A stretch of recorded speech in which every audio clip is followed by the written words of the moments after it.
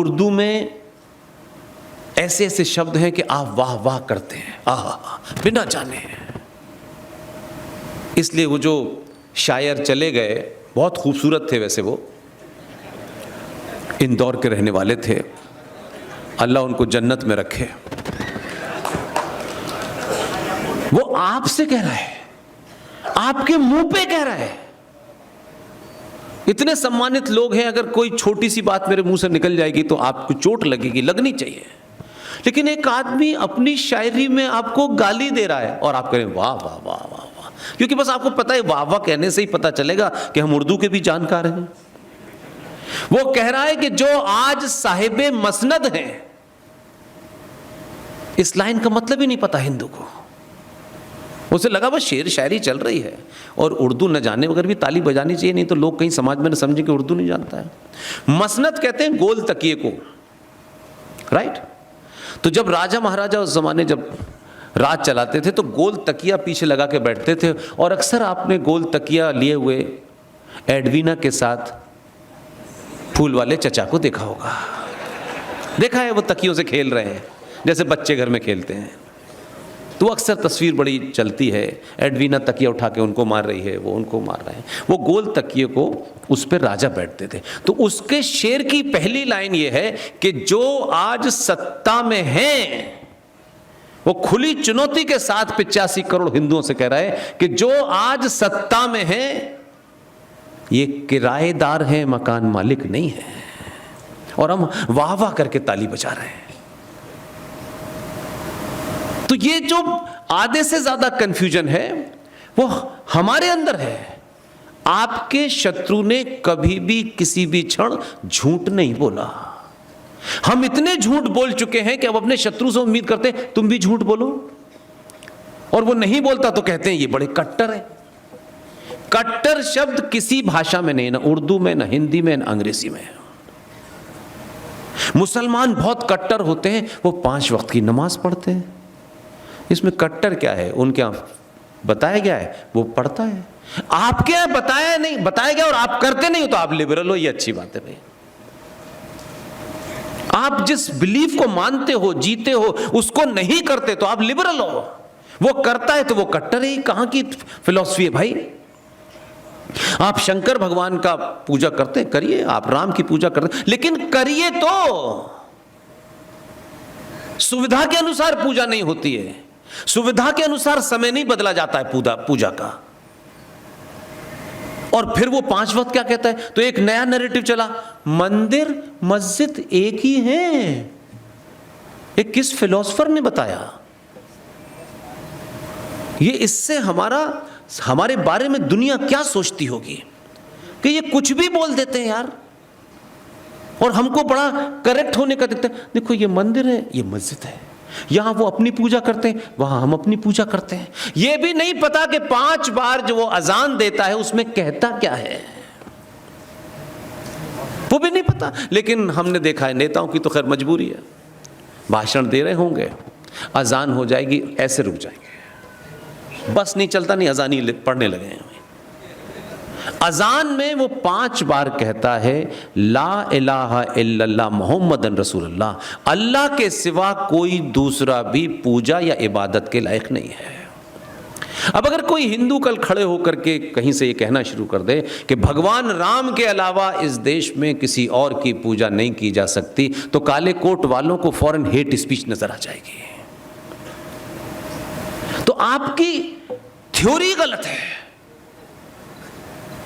उसका कुरान का सूरा नंबर 9 आयत नंबर 5 में वो फरमाता है कि जो मेरे अल्लाह पे विश्वास न लाए, जो मेरे अल्लाह पे यकीन न लाए, उसका कत्ल जस्टिफाई है। वो 1400 साल से उस नुक्ते से इधर उधर नहीं हुआ।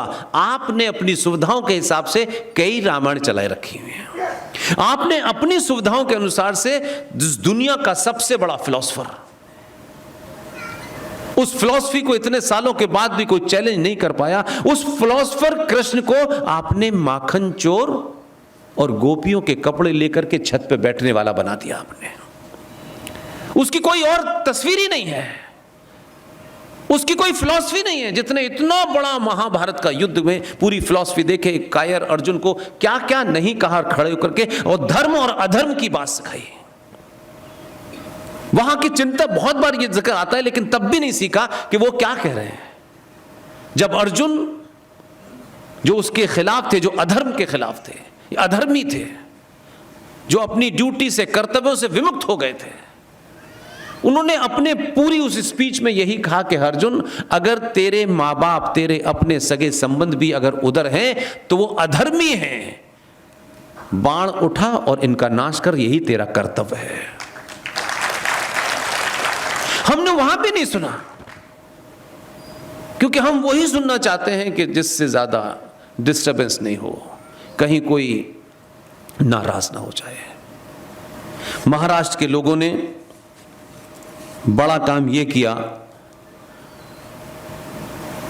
कि छत्रपति शिवाजी को महाराष्ट्र से निकालकर आपने आसाम तक पहुंचा दिया।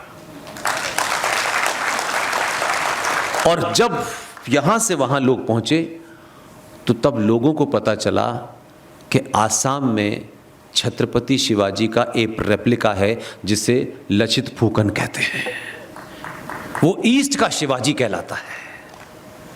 लेकिन आप सबसे विनम्रता के साथ मैं ये कहूँगा कि जिस तरीके से आपने छत्रपति शिवाजी के बारे में, जो शिवाजी को नहीं जानते थे, जो महाराष्ट्रियन लैंग्वेज नहीं जानते थे, उनके पूरे पुरुषार्थ को दुनिया भर में फैलाया, आपने सावरकर को महाराष्ट्र में ही कैद कर दिया।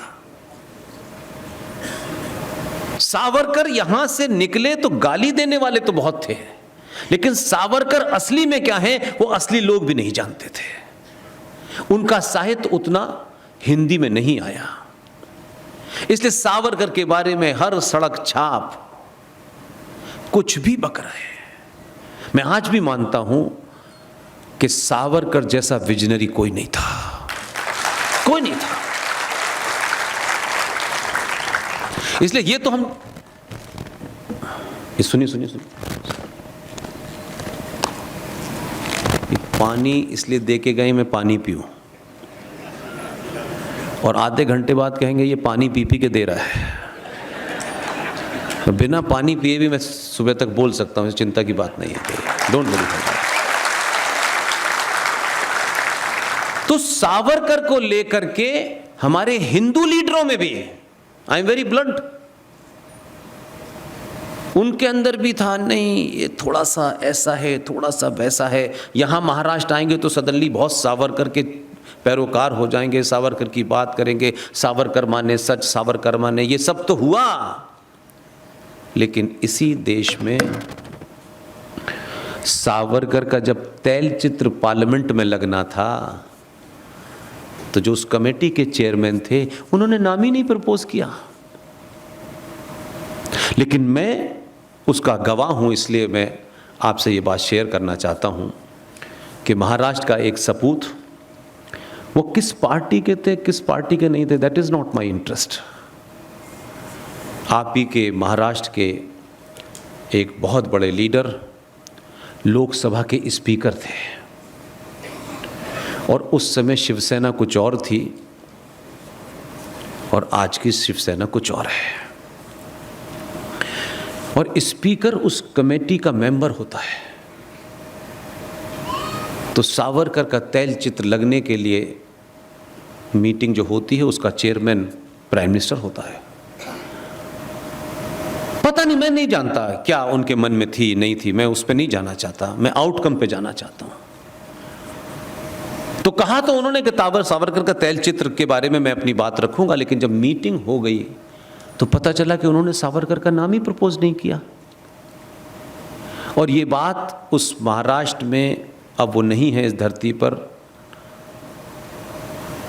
उनका नाम था मनोहर जोशी, वो स्पीकर थे, मनोहर जोशी जी थे ना, उन्होंने बड़ा काम किया। अब ये काम पब्लिक में नहीं आते क्योंकि बहुत लोग नहीं कहते, लेकिन हमारी जिंदगी में यही आया है कि जो पब्लिक में नहीं है उसे पब्लिक में लाना है।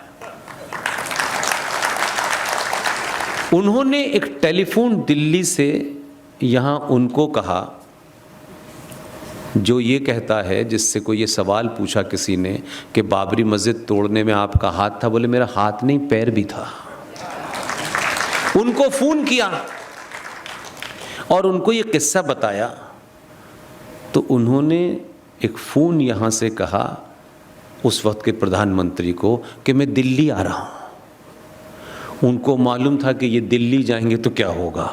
शाम को दोबारा मीटिंग करी और सावरकर का तैलचित्र पार्लियामेंट में लगे, इसको अप्रूव किया और लग गया।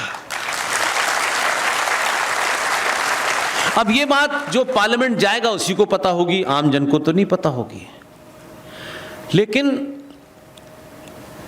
कैसे किस काम को करना है, कब करना है, कितना बताना है, कितना दिखाना है, ये 2014 वाला इसका एक्सपर्ट है।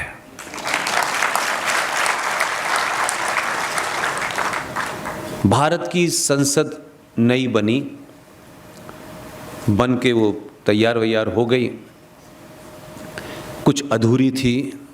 ये सब आपके सामने की घटनाएं हैं, कोई मैं 100 साल पुरानी बात नहीं बता रहा हूँ। ये संसद अभी बनी, जाके रिवाइंड करके देख लीजिएगा।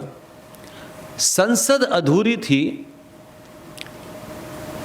2014 में जो आए थे, उन्होंने ये घोषणा की कि 28 मई को संसद का इनॉग्रेशन होना है। अब जिनका जीवन आलू से सोना बनाते में गुजर गया है, उनको 2 दिन के बाद नहीं, 28 तारीख की शाम को पता चली कि इसने 28 तारीख को संसद में जो इनॉग्रेशन का पत्थर लगाया है, 28 मई को सावरकर का जन्मदिन होता है। तो जो भी पार्लियामेंट जाएगा वो पूछेगा भाई 28 मई को क्यों कहेगा, 29 को क्यों नहीं? तो सावरकर को अंदर भी और बाहर भी, और जो पुरानी संसद में इतना सा चित्र था, इसने इतना बड़ा लगाया है कि सबको सावर ही सावरकर नजर आएंगे वहां।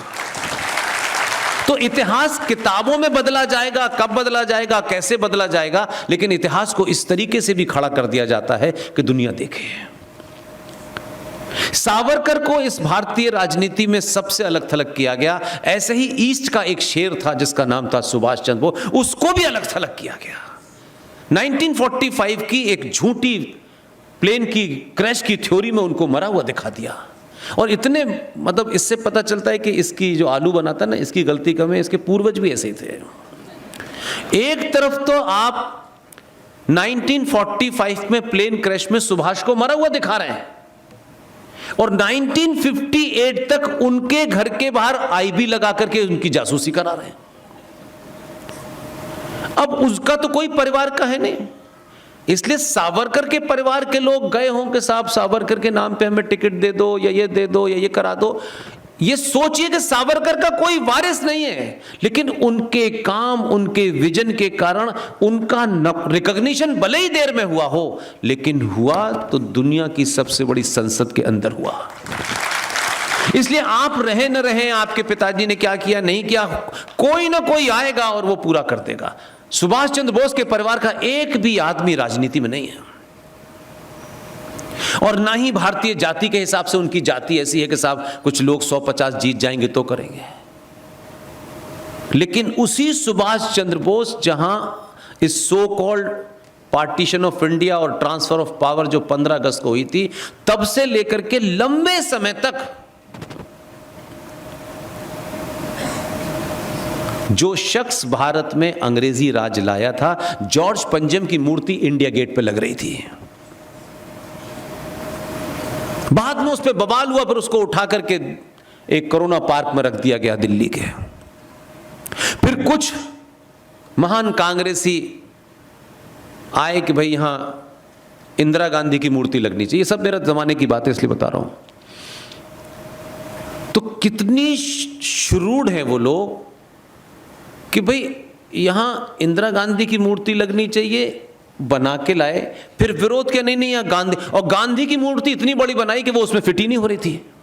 बोले इसे हटा दो, इंदिरा की लगेगी। तो राजनारायण, जो आपने देखा होगा हेल्थ मिनिस्टर थे, बिल्कुल ही अलग किस्म के थे, उन्होंने शायद इंदिरा को हराया था, उन्होंने लगने नहीं दी इंदिरा की मूर्ति।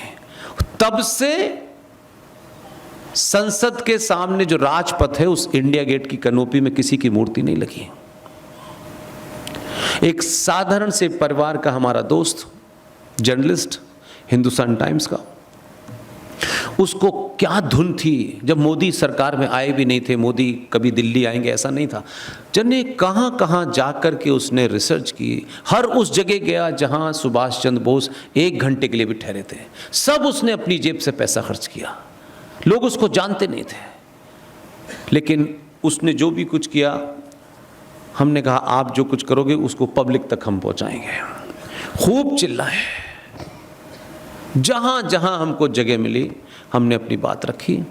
और एक दिन प्राइम मिनिस्टर ने उनको बुलाया, अपने ऑफिस बुलाया। और मैं ये नहीं मानता कि उनके दिमाग में नहीं था, लेकिन ज़रूरी नहीं है कि उस पार्टी में सब विद्वान ही लोग हों। उन्होंने सारे कागज़ लिए, अपने पास रख लिए, और 6 महीने के बाद एक दिन घोषणा हुई कि 26 जनवरी जो 24 जनवरी से शुरू होती थी, अब वो 23 जनवरी से शुरू होगी। 23 जनवरी को सुभाष पैदा हुए थे। और जब तक कुछ लोग जो सुभाष को मारना चाहते थे, जो सुभाष को समाप्त करना चाहते थे, उसके चंद दिन के बाद छत्तीसगढ़ से एक बहुत बड़ा पहाड़, जिसकी कोई ग्रेनाइट की कोई हाई क्वालिटी होती है पहाड़ की, वो पहाड़ का पूरा एक टुकड़ा काट करके दिल्ली ले जाया गया। और जो सबसे उनके विश्वास पात्र थे प्रधानमंत्री के, उस आदमी को दिया। और पता ये चला कि सुभाष की 28 फीट ऊंची मूर्ति इंडिया गेट पे लगा दी गई है। तो हम लड़ाई को लड़ने का दूसरा रास्ता, क्योंकि ये वो भी जानते थे कि अभी जरा सा छुएगा, देखो साहब ये तो भारत की शिक्षा पद्धति बदलना चाहते हैं, क्योंकि भीड़ बहुत है ना वो वाली, शोर बचा करके आप कैसे कंफ्यूजन पैदा करें। तो उसको मालूम था कि इसमें बहुत लंबा समय लगेगा, इसमें इतना विवेक होगा, इतना हंगामा होगा, और फिर ये होगा, और वो पता नहीं कब बच्चे पढ़ेंगे, कौन उस किताब को पढ़ेगा। अब उसने वहाँ खड़ा कर दिया, अब दुनिया देख रही है। तो मेरा जो आपसे विनम्र निवेदन है कि चीज़ों को थोड़ा सा धैर्य रखें। 1000 साल से तो हम बोले ही नहीं हैं, थोड़ा थोड़ा बोल रहे हैं। आप चाहते हैं सब कुछ अभी कर दो। आप अपनी भूमिका तय करें कि मैं इस यज्ञ में क्या कर सकता हूं, और जो कर सकते हैं उसे अपनी ईमानदारी से करिए और घर चले जाइए। ये मैं आपके सामने पूरे दावे से कह रहा हूं।